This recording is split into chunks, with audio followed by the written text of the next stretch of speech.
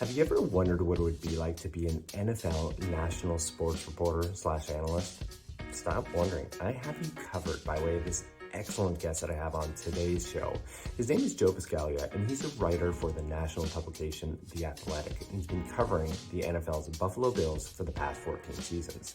Now, in this conversation, we get into the weeds about what that job is, how it's changed, and some of the demands that are put on the writers, some of the rewards, some of the perks, a bunch of things like talking to players, pro players, what those relationships are like, some of the travel demands. We also get into notions of technology. There's a ton covered. However, I do encourage you, of course, to check out the full-length conversation. There's only so much that I can jam into these 10-minute sort of highlight videos, and you can find this full conversation wherever you access your podcast. Just do that search for Life as a ... All right, well, why don't we get into it all right now?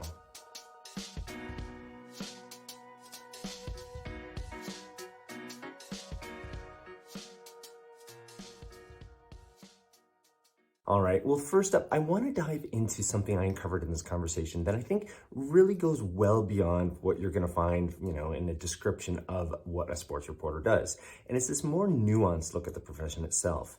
So the idea here is that a sports reporter, we all know roughly what that's about. You're covering a team, a player, a league, whatever, and then you're disseminating that information.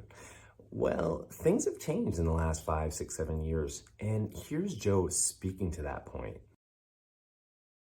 Old versus new dichotomy where, the way that sportscasts had always been done before then was like, okay, you show some highlights, you read the scores, you read like the pertinent information, but everyone knows all that stuff already. So I always found it more interesting to kind of like provide context and, get into maybe just ways to look at the team as opposed to just showing you the same 3 highlights you just watched on your phone. Going back to say the 1950s, 60s, 70s, whatever, like we've already spoken to this point, it was probably just on the score and what happened within the game. But here we are now getting into conversations such as this, right? Like I was thinking about this as I was putting this outline together. I'm like, and maybe it's just this rise of, citizen journalism to a certain extent, the different platforms available that, have kind of inspired others to like find their niche, to attract attention, to attract viewers. And again, I guess maybe like these sports leagues, especially the NFL itself, just doing an excellent job at marketing, promoting themselves, that people feel like, well, I need to know all of this stuff. I want to know more. And they've just sold it on people. And it's just kind of created this ecosystem where, people like yourself can really dive into this stuff. And again, in a place like Buffalo, people are just going to eat it right up. I gotta say, I really do appreciate that insight that Joe provides there, because this represents a major shift within sports reporting, this notion of hyper specialization. Joe himself has carved out this reputation for spreadsheets. He charts just about everything. He goes to practices, he charts the players' performances, he charts the performances in games. And people go to him for this information. They want to know all of this. And again, this is a far cry, again, from just showing the same 3 highlights over and over again. So yeah, I think that's a really valuable insight into the profession. Next up, I wanted to have some fun with Joe. So I had some hashtags I was just going to throw at him and let him sort of comment on some of these topics related to his work. So check it out. Spreadsheets. My baby. I'm coming with fire, Joe. I'm coming with fire. Spreadsheet. That is my baby. I have way too many. All right. Sports reporter camaraderie. Ooh, depends on the market, but Buffalo is great with that. Okay. Pro athletes. You never know what you're going to get, but there are some really good people that take the time of day to get to know you as well. Okay. Work travel. A science, a science that you have to get down within the confines of an NFL season. Love it. Okay. Bills Mafia. They're a lot, and they a lot of adjectives you can come up with there. They are a lot, and it's all good things because they have obviously helped me get to this point in my career, and they also are some of the most passionate fans that I've ever come across. And the fact that they care about like backup offensive linemen is just unbelievable. So thank you. Yeah. They're a rabid fan base, no doubt. Yes. All right. Buffalo, New York, the city itself. Yeah, hometown. And that it's a wildly underrated place that that once you're here, you know why people stay. Yeah. Okay. Deadlines. I've never had to deal with them basically, Wow, which is kind of weird. Yes, because like Yeah. newspapers have deadlines, right? Yeah. So I suppose my deadline is just before I get on the plane, before I travel. But no, I haven't really had to deal with like hardcore deadlines of like, okay, you must get this in by 10 p.m. It's just it's never happened. Okay. Last one here. Job perks. Ooh, being able to watch football every day, honestly. That's pretty cool. Going to practice, having a personal conversation with people that people would die to meet, people's heroes, things like that. It's like that novelty of it that will never wear thin on me. Now, this next clip was one of my favorite parts of the conversation that I had with him, and it represents this look into the profession that you don't normally get. I mean, you'd be hard-pressed to find this type of insight anywhere else.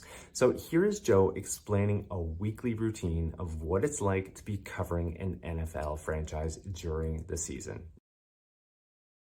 Monday, you go in there for just random interviews. Tuesday is everyone's day off, players included, but Tuesdays, because it's a day off, it's a day for me to get into like the film from the previous game. And that's usually one of my busiest days. So that way I can catch up and be able to write that, watch the film the way that I want it to, which usually takes somewhere from, 6 to 8 hours before I get into the writing piece of it. And then, write it Tuesday night into Wednesday morning. And then, oh, by the way, there's practice on Wednesday first thing.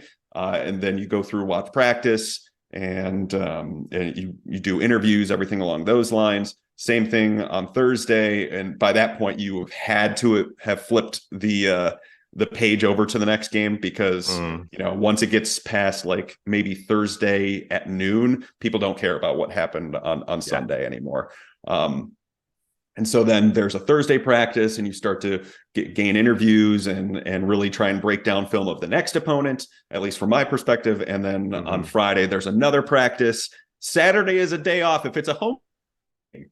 But if it's not, you travel to the destination to where the team is playing. And then Sunday is obviously the game and everyone knows what happens that. But those are on like normal weeks because, if the team is good, they'll throw in random Thursday night games, Monday night games, Sunday night games. And, they're great because the visibility is awesome and everyone's watching them. But also like from a reporter's perspective, it's probably some of our least favorite just because, because you're up super late. And I usually during game or after games, after interviews, everything like that, it's usually like an hour to an hour and a half before you even get back to your computer.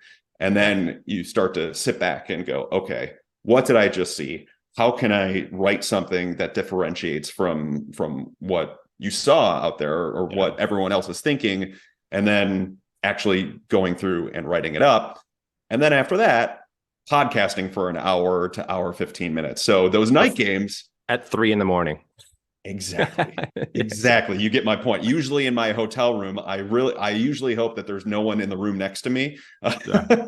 So that way I'm not like just barking about some random defensive tackle over a 40-minute span. Yes, exactly. So by that point, usually for those night games, if they're on the road, I just won't even sleep. And I set my flights home because you have to be back early.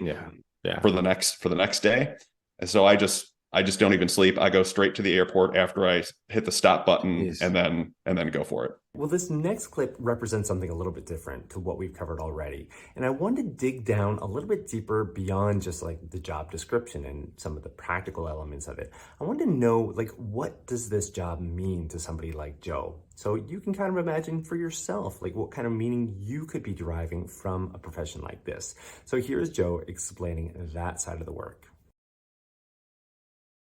Absolutely love what I do, obviously, but I think the reason that it's so humbling that for being able to do it for this long is like, because people genuinely care what I write, and that is like the most wild thing I've ever come across. I will never go a day taking it for granted. Like that's the big thing. Well, I think we are drawing to a close in this highlight video, but I do encourage you, of course, to check out the full-length conversation. There's so much more that we get into in that talk. And Joe gets into some stories relating to his interactions with some of the pro players from the Buffalo Bills. He also gets into the future of the profession as being influenced by things like technology and where things are going within the industry. There's so much more to be gleaned from this conversation. So yeah, please check it out. You can do so wherever you access your podcast. Just do that search for Life as a ... Well, I do have one last favor here. Like and subscribe. The reason I ask this, and admittedly I am biased, but I think this content matters. I mean, you get it in front of people, it has the power to really set somebody up for 30, 40 years of their life. Find their passion, find their purpose in life and what they want to do and what they want to accomplish. And the only way to do that is to get the content in front of more people. And for algorithms like YouTube, liking and subscribing is the best way to show that the content itself matters. So yeah, if you have a second here, like and subscribe. All right, well, I'll see you next week for the next episode of Life as a